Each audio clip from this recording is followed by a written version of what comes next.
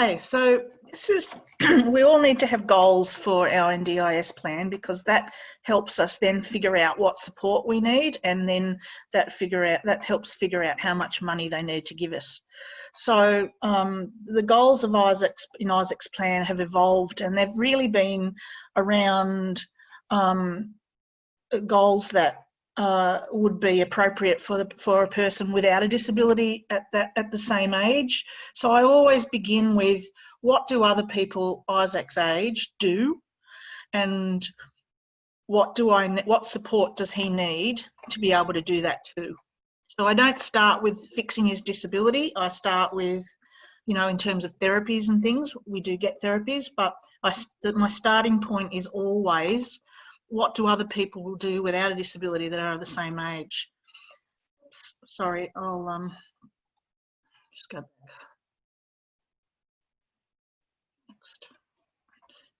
So in 2016, when he was about 16 to 18, we worked on friendships, work experience and communication.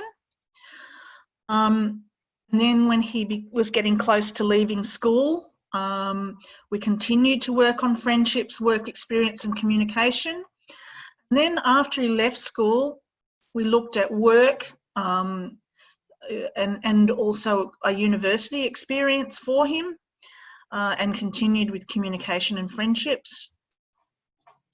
And then we started looking at moving out of home and independent skills, and continued with the communication and friendships.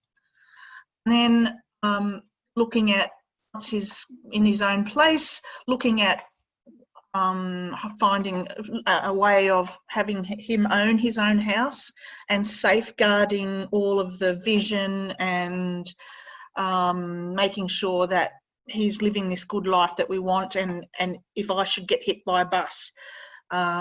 So making sure that all of that, this process is in place to make sure that that's all okay.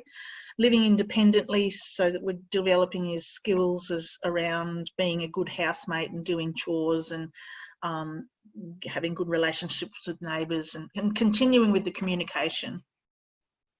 So you can kind of see how that kind of looks like an ordinary life for a person the same age.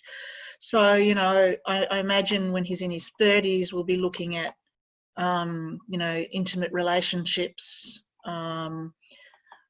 and maybe some more learning, and if he was in his 60s, we'd be looking at what other 60-year-olds do. They maybe get in a caravan and go around Australia.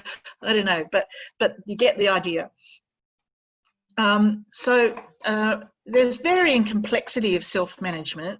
So you get some people on the left side here that self-manage part of their plan. Their plan's very small, and they just use providers. So it's very, very simple. They just get an invoice from a provider who provides the service, and they pay it. And they get to choose their own providers. I'm down the other end where I manage everything. Isaac's got a very big plan. It's over $400,000. I directly employ staff, and I use a bookkeeper. So what I'll be sharing with you today is down the more complicated end, just so that you can see what's possible, but it doesn't have to be that way. So don't feel that you can't, if you can't do what I do, then you can't self-manage, because that just isn't true. You know, it can be quite simple as well. So this is the way we've got our whole kind of team set up. You can see above the blue line, we have ourselves, and Isaac has a microboard, and that's a group of family and friends who have formed an incorporated association around Isaac called Isaac's Band of Brothers and Sisters. And they are the employers, and they help me figure out goals, and make sure that we manage any risks and the financials, and they own the vision and help me with the 12-month goals. And then underneath that, we've got a team leader, a bookkeeper, and about 4 team members who are support staff. And the bookkeeper is responsible for doing the payroll and the financial record keeping of Isaac's plan. All I do is claim and pay. So I have a little saying that is, I only do what only I can do. So I try to outsource as much of the work as possible and only do what I have to do. I have a team leader who manages any issues and rostering and making sure the staff are happy and well trained, and we're compliant with insurances and all of that sort of stuff. And the team do the daily support, and they do projects as well. So it's not just face-to-face stuff. They do a bit of, I pay them a couple of hours a week admin where they go away and they might do a bit of research around Isaac's delivery business, who else we could work for, and finding clients and investigating new methods of communication and that sort of stuff, so they can go away and do those little projects as well. So that's kind of how we've got the team set up, and they do some reports to me using a system called Podio, which I'll talk to you a little bit about later. And the team leader gives reports to the board and does the bookkeeper. So we know that we're all on track. So that's kind of how we've set it up. Don't let that overwhelm you. You don't have to have that to be a self-manager. It's just, as I said, we're on the more complex end, but it can be much more simple than that. So how we do the financial management. So Microboard is the employer. They hire the staff. The staff then provide supports in accordance with his plan. And Microboard then invoices myself and my husband, who are the nominees for Isaac's plan. We'll claim it from the NDIS. I'll pay it into Isaac's NDIS bank account, and then we pay the Microboard for the services. So that's how the financial management works. So the Microboard does not have access to Isaac's NDIS bank account, and we are very clear about that with the NDIS. Then the Microboard will pay the staff out of the money that we've sent them from the invoice. Now, the challenges that I've faced being a self-manager, and having talked with other families, is I've learnt these things, is that if you approach this with a mindset of fear and powerlessness and scarcity of funds that we've all been through in the past, then it isn't going to work. You're going to be fearful of buying stuff and getting the supports you need. So you've got to be really positive around your mindset around making sure that you advocate for your family member, and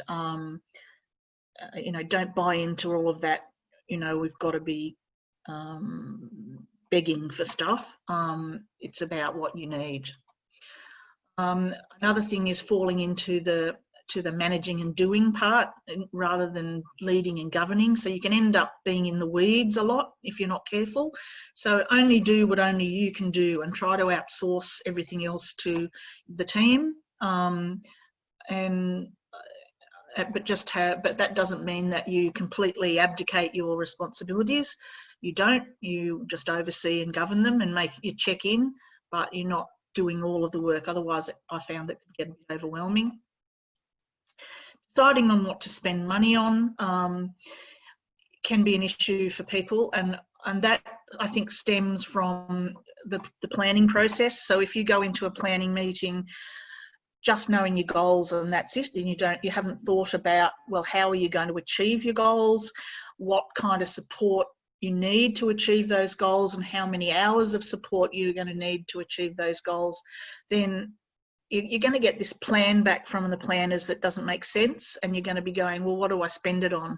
So really thinking very thoroughly through, what goals am I trying to achieve, what supports will I need to do, how many hours, and what might that cost, is going to help you hit the ground running when you get your plan.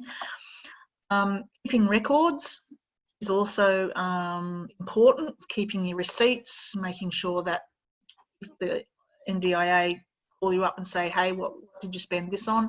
You can immediately grab the receipt.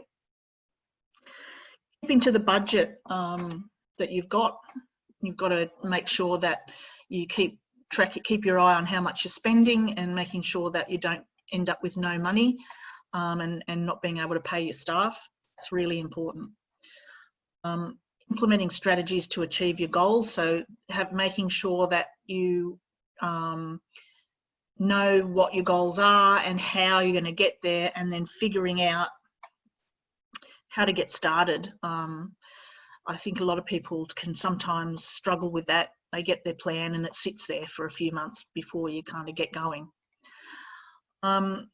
Reporting to the NDIA on achievements and going back for your next plan and making sure that you've got the evidence that things are working. They're the main things that I've discovered that can be tricky.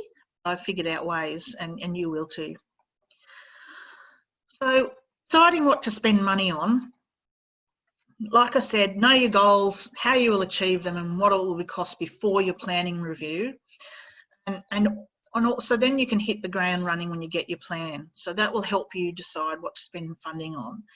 Also use the questions on the Self-Manager's Guide to decide if what you want to spend on is reasonable and necessary. There's no list of what you can and can't as a self-manager. There's no list of what you can and can't spend it on.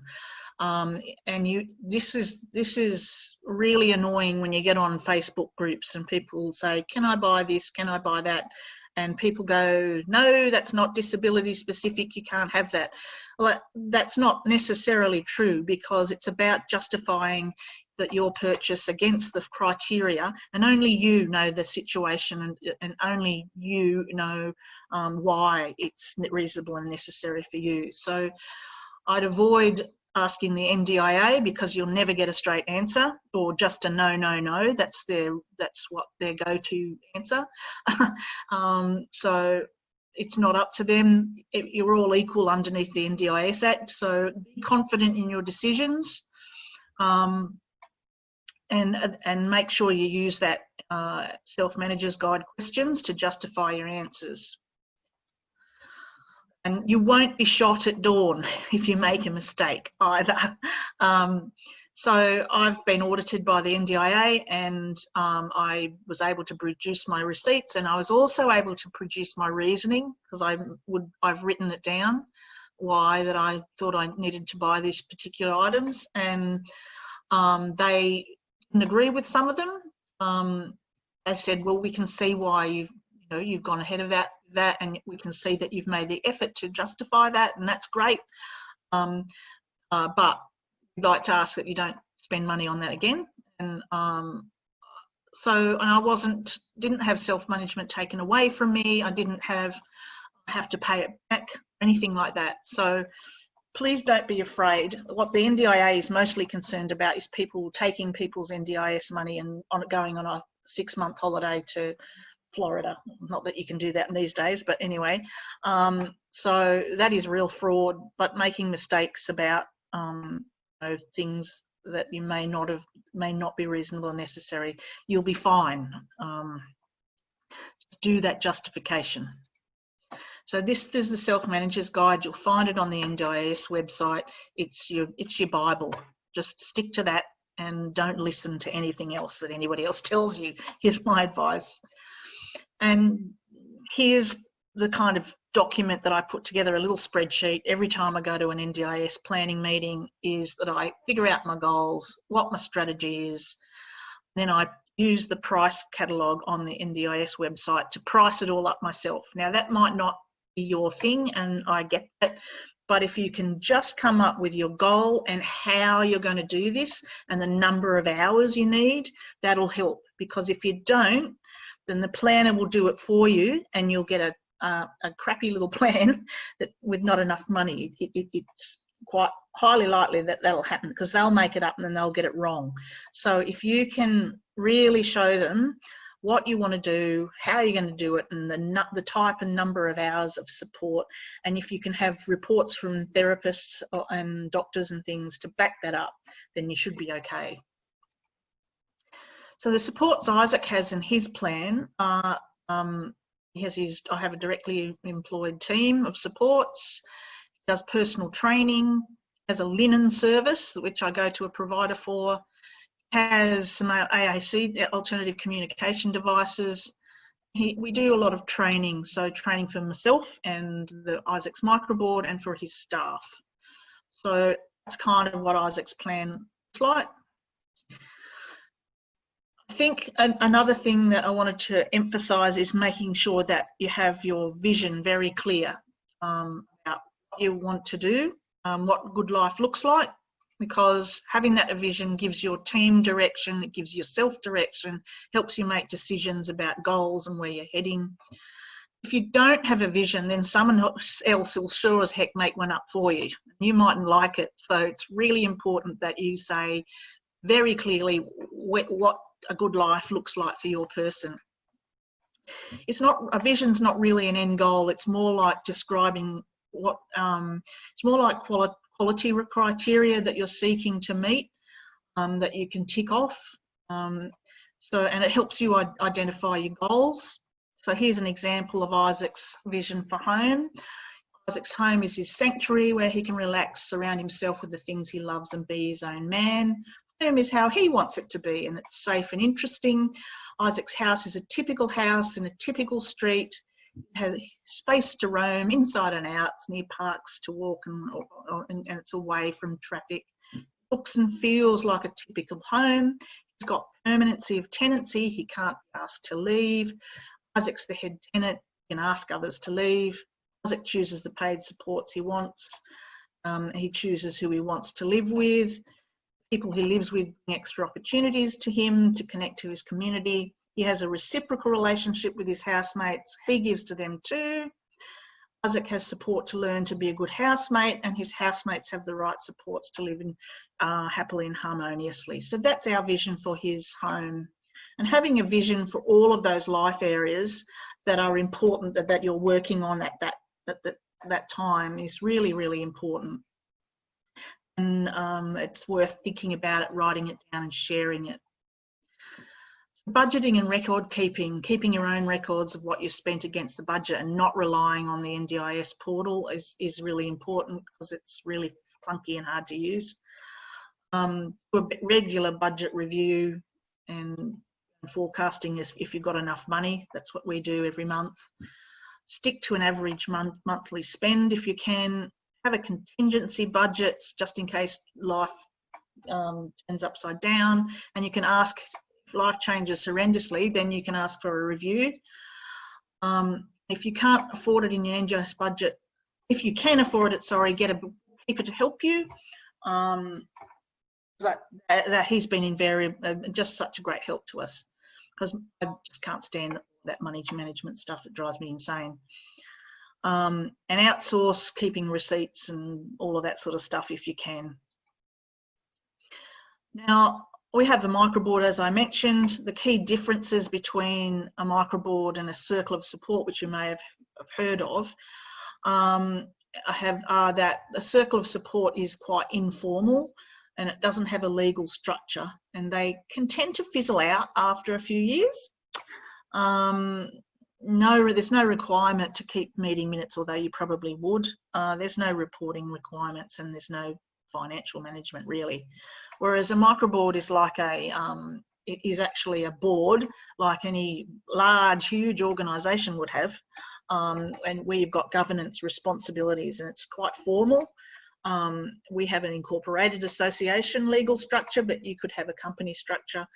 They tend to last for the lifetime of the person. So in Canada, where they started, some of the microboards over there have been going 30 years and the parents have passed away and the person has still got this great group of family and friends around them, helping them with their lives.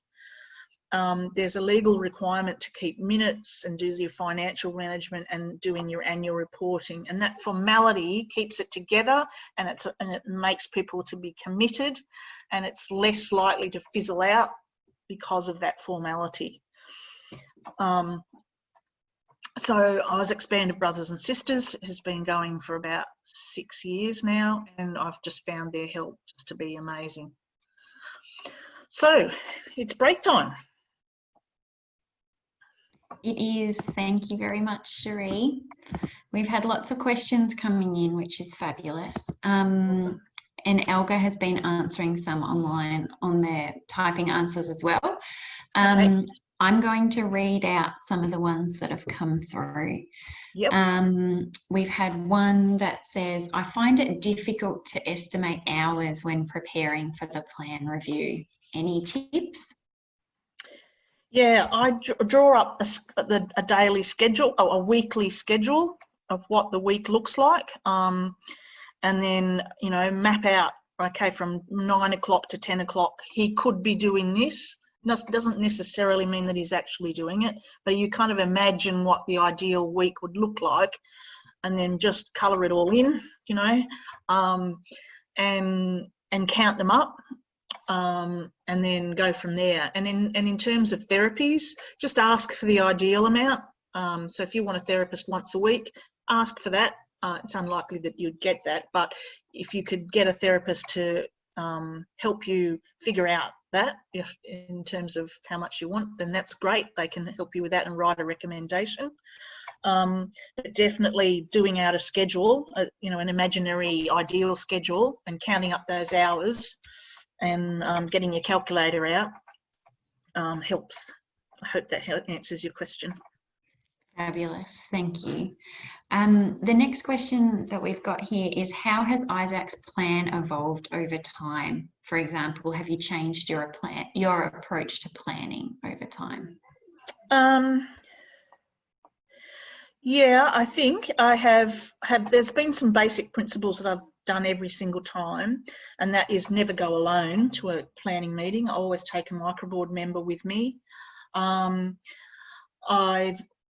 always thought about the goals and how I'm going to implement them, and how many hours of support I would need.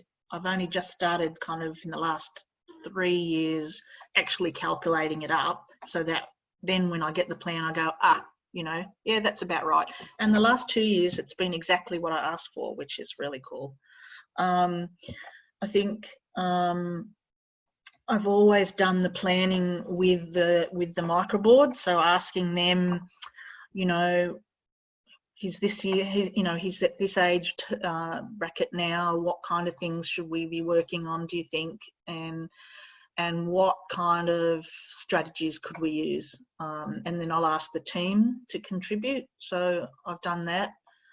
That's sort of got better and better over the years, about our little process about how we go about doing that. So we're getting better at identifying goals and strategies and stuff. I think something new that I did last time was to take Isaac to the meeting, and I'd have with a support worker, so that the planner could meet Isaac in person, and he was happy to stay for about 15 minutes, and then when he needed to leave, that he was able to, and it just kind of gave the planner a bit of an understanding of where Isaac's at, because when you look at his life, he's working, he's got a housemate, he's, you know, got friends, it can seem like he's much more capable than he actually is. So I think they're the things that we've done every time with the planning process. And we've also tried to involve Isaac and tried to help him communicate what things that he likes, using various talking mats and alternative communication tools. It's very difficult, but we've kind of, having the microboard as well involved helps you. We know Isaac, they know Isaac too, and we know what's important to him as well as for him. So we try to include that. Thank you. I'll just ask one more now, and then we'll keep going because we'll have time at the end for some more questions, hopefully, as well. Yep. This one is, how do you know what your child will need if you're still trying to figure out the NDIS and your child's just been diagnosed? This person says, yes, that's me, I'm feeling lost. Yeah, that's that. Don't worry about how the NDIS works, just worry about what if my child is 10 years old, what do other 10-year-olds do?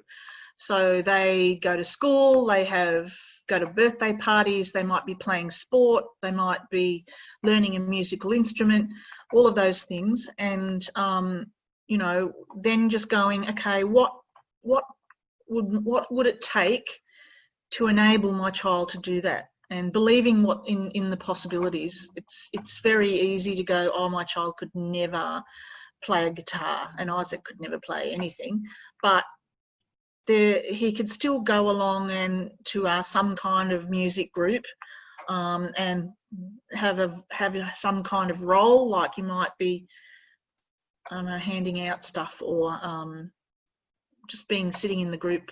We did drumming lessons with him, and he'd join in, you know. So don't worry about the machinations of the NDIS. Just as long as you can say, okay, my child is 5, what other 5-year-olds do is this, we want to do that too. What would it take to enable them to have that? And talking with therapists around any strategies in terms of therapy too can help. How many hours of that kind of support, and then let the NDIA figure out the money side of things. So one thing, just to treat it as a learning journey. You may not get it right to start with, but just focusing on that ordinary life and how do I get there is your job, and leave the rest of the nitty gritty to others, and eventually you'll get used to it and you'll be a little bit more informed as you go on. But you don't need to know everything about everything to start with. You know your child, and you know what and knowing what other kids at their age do will help you to get started. Thank you. I think that's great advice. And our participant has responded and said, thanks for the advice. We're still getting our head around it all. Yeah, so yeah, it's hard. Yeah. Good luck. We might launch back into it if that sounds good, and I'll save the rest of the questions for the end. Alrighty, okay. So finding the right supports can be a bit hard sometimes. It's important that you don't accept poor service. You've now got the right to go elsewhere. Before NDIS came to us, we had hack funding, so we could only use one service provider, and they were absolutely terrible. You don't have to put up with that now. So don't accept poor service. Look around, shop around. And a lot of people are terrified of these service agreements. Don't be. They're good for you. They're just an agreement about what will happen and how the service will be delivered and what you can expect, and you can negotiate them. So, you know, if you're not happy with a service agreement around, you know, the charges of late fees and all of that sort of stuff, you can say, I'm not really happy with that. I'd like this. And if they won't budge, and there's someone you can use, you can do that. Isaac's service providers, he has a linen service, an occupational therapist, a speechy, a support coordinator, and an SDA, which is specialist disability accommodation consultant. So I've used some providers, I've shopped around, and I've found some really great ones. And I have Isaac's staff that I directly employ, so I pay their tax and their super, and I have our insurances and a bookkeeper that does payroll, all of that sort of stuff. Don't have to use service providers, and you can hire your own team, and there's lots of ways you can do that. You could consider advertising for your own staff and having them sign up to a platform like HireUp or Mable. You don't have to just go to disability providers. You can advertise widely, find someone then and sign them up. So there's that middle ground. So employing your own staff, you can work with contractors, and they'll have an ABN. And I use contractors for short-term projects. So I employed someone as a contractor to act as a personal employment broker. So they would go around and find opportunities for Isaac to deliver to certain clients. And he worked on that for 3 months. And then I said, see you later. And he did a great job.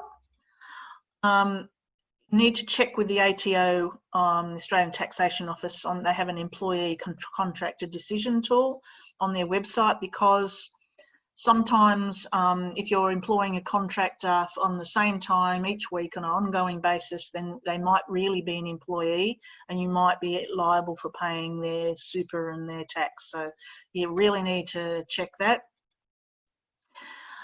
You can recruit your own staff, put them on a platform, or you can directly employ, which is what I do.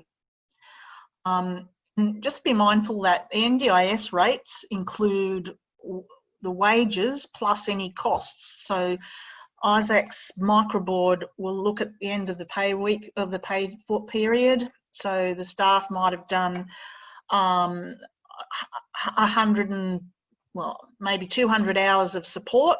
So we multiply the hours of support times the cost and bill that to the NDIS. So then they will pay us that back, and then we pay the wages out of that, and we keep the surplus to cover our costs of bookkeeping and you know, payroll systems and that sort of stuff. So that's how we do it. Recruitment, finding the right support staff. So looking at your networks is a great place to start. Who do you already know? Who do your friends know? Asking your friends, do you know someone that might be really good for my son or daughter? Then writing an advert and thinking about in your advert what's important to the person with a disability. So if they need to be sort of calm and quiet and reserved, or outgoing and you know, friendly or whatever, thinking about what's important to your family member and what's the goal of the role, so that you're not just saying, I need a support worker for Tuesday afternoons and that's it, because if you just ask for that, you're going to get anybody and everybody. You need to be very specific about what you're looking for, because you ask for what you get, what you ask for. So promoting the person with a disability as someone that has goals and dreams that they want to achieve, rather than someone that's passive and just needs caring, is important. Listing desired personal characteristics of the person, like, and their skills and their experience. So we're after someone that is really good at relationship building, is really good at teaching, has some experience in teaching, etc., depending on the role. Try to recruit outside the disability sector as well as inside. So I've got 3 people out of 5 in Isaac's team, yeah, that's about right, that have never worked in disability before, and they're awesome. So the team leader has worked as a manager of jewellery shops, so he's a really experienced manager, so he just is so good with the team of staff, and he's really built great relationships and built a great team. But he's also a dad, and he's really great with Isaac, and Isaac loves him too. And another one is that worked in hospitality, so she's really good at the customer servicey stuff. And the other one was a construction worker, so he's really good at doing man stuff with Isaac. You know, all of the sports and that sort of stuff. So they don't have to be trained in disability to be good. And actually, you're putting the adverts for people in that you want to attract in the places that they're going to hang out. So, you know, if you're looking for a cooking mentor, maybe taking an advert down to your local farmers markets, for example, as well as putting them on Seek and Ethical Jobs and all of those other things. We also use the interview process. We have a group interview, an individual interview, then we induct the person and we train them up and trial them. So that's kind of our recruitment process. And it can be a bit of a brave new world for us parents who've never kind of had any experience around managing a team. So, and we can be quite used to support workers just coming and going, and, you know, their students and their study timetable changes, so they can't work with you anymore, that kind of stuff. I couldn't deal with that. I wanted people to just, because Isaac's living independently from me, he's living in his own place with a housemate that doesn't have a disability. And I need people to be there. I don't want to get called away from work to have to go and stay with Isaac. So, to keep them engaged in the work, they need to be well paid, they need to be mentored, they need to be challenged, they need to be promoted, they need to be involved, appreciated, listened to on a mission so they know what their goals are, empowered to do their goals, so then do their role, so then they know they can make their own decisions if needs be. And they're only coming to me, and when they can't quite work out stuff, and they're trusted. So I do trust them. I say to them, here's the 12-month goal. How are you going to help me achieve that? And away they'll go. Systems and tools that I use. So for our bookkeeping and payroll and all of that stuff, we use Xero, which is really great because it does all your, tax and super and leave and all of that. So you're not fiddling around with spreadsheets and stuff. So it's a really great system. It's about $70-something a month. Use Deputy for rostering. And that's a great tool because it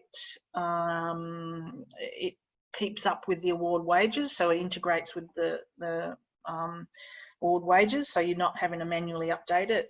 So that's really cool, and you can do a lot of what-if scenarios. So if someone's going away on leave, what are we going to do to cover that, and how much is that going to cost, and is that going to be within budget? So that's a really cool feature as well, and it has an app that comes on your phone and you can fill in timesheets and leave on your phone. That's nice and easy to use. Systems, tools, team communications. So I use Podio, which is a system that is used all around the world by all sorts of organisations. And basically you can build anything you like to. We have it for managing shift reports, doctor's appointments, collecting communication samples and analysing if the data on whether or not Isaac's improved in his communication. Did I say shift reports? Keeping track of Isaac's friendships and how often he's seen them, so we can try to make sure we're building those relationships. We can use it to do anything we like, really. And I actually build these kind of portals as part of my business. So I can talk to you a little bit about that later. For kind of quick messaging stuff about, I can't find the keys, where are they? That sort of stuff. We use WhatsApp. So I set up a WhatsApp group, and I found that also really useful for training as well. We're doing some training around him using his Isaac using his pod book. So I make a little video of how to use it. This week we're going to focus on this kind of communication, and I make a video and I send it off, and then I get them to bring it back to send me a message back about what they've been doing. This week we've been focusing on taking the pod everywhere they go, so they don't forget to take it with them. And we're playing a game called Pod Goes To. So I sent some photos of Pod Goes to Buckingham Palace, Pod Goes to Stonehenge, which is when we went overseas with Isaac. And now I want you to send back some photos every day of where the pod has been with Isaac. So that's a really kind of cool tool. The kind of innovative stuff that we've done has been Isaac Delivers. So he has a delivery business.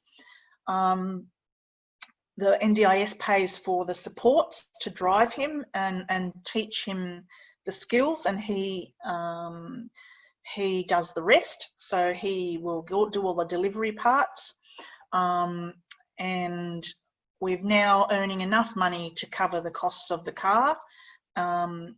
So it's been a great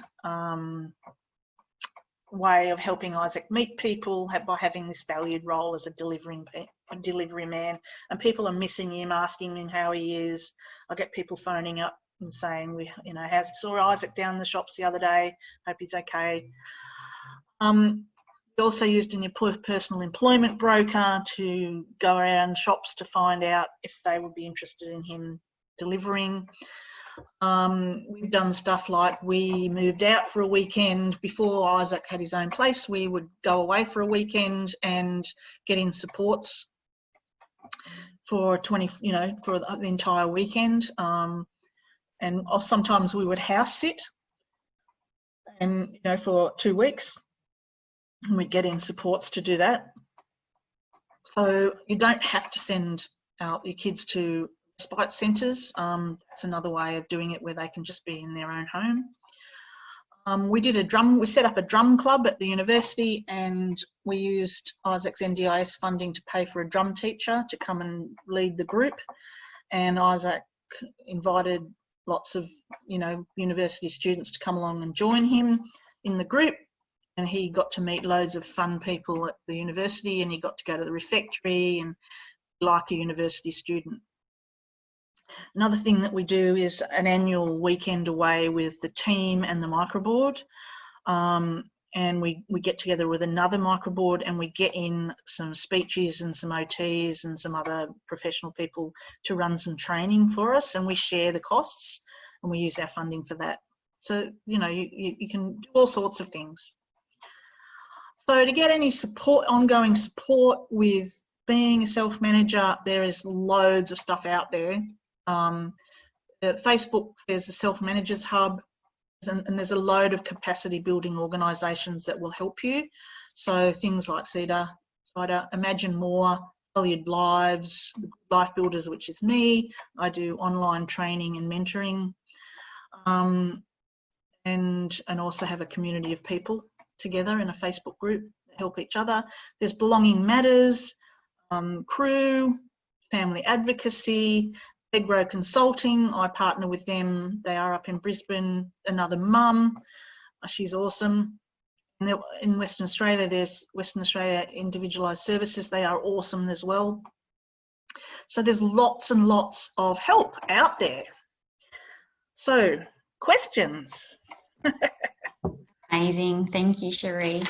So we've had quite a few comments coming in already saying how helpful this information has been, and at least one person who's already requested to join your Facebook page, the Good Life Builders. So it's great. I think people are really... It's a good idea, yeah, because there's lots of really great people on there that are really generous and are doing amazing stuff, and they'll help you. That's wonderful. Thank you. Yes, so lots of thanks and praise coming in. Really glad it was helpful. Yeah, it sounds like it's been really helpful, judging by the comments that have come in. I've got a couple of questions that we'll run through. So how do you calculate paying the microboard? What funding do you ask for? Okay, I don't pay the microboard. They are volunteers. I do have one person on it that I pay, and she's the secretary, and she does all of that legwork of organising meetings and sending out minutes and et cetera, and I pay that out of Isaac's core funding, and I justify that around maintaining his informal supports, because without her that microboard could easily fall apart, and then Isaac's at risk of having nobody, because I'm just getting too old for this stuff, So that's how I justify that. But I don't say anything about a microboard, because the NDIA is not really up to speed with microboards yet. They are in the upper echelons, and there's a lot of funding going out to support microboard organisations, but at grassroots down at the planners, they don't know what they are yet. So I don't say I want money for a microboard. I say I want funding to support natural, the informal supports, and I need, this is how I'm going to do it. I want to have someone that I can pay to organise gatherings and talk and that sort of stuff. So the microboard members are all volunteers. And there's myself, my husband, Isaac's brother, a couple of former support workers, and a friend from school who's involved. Brilliant, thank you. Another question that's come in is, if you have more than one child, would you establish a microboard for them as individuals or call on the board to support both of them? It's a great question. I know someone that's got a microboard around a brother and a sister. Look, ideally you'd have separate ones because it's meant to be person-centred, and if you're splitting it between two. But gosh, it's hard enough setting up one, let alone two. So I'd start with one around the two of them, see how you go, and if you can, break it out into two later on. But just start with one. You know, it's too hard trying to get two up and running. And Microboards Australia are based over in Western Australia. Now they can support you through the process of creating a microboard. So get onto them; they're really great. That's fabulous. We've had a couple of questions about working more with you, I guess. Maybe can you give a bit of a plug for your Facebook page, if that's all right? Sure. So it's the Good Life Builders, and also I have a website which is thegoodlifebuilders.com.au, and I'm doing at the moment, I'm about to release a course on how to set up your own team, how to directly employ. And if you're interested, you know, you can just get onto that Facebook group, and I'll be able to, you know, you'll get all the information, all the lowdown on that there.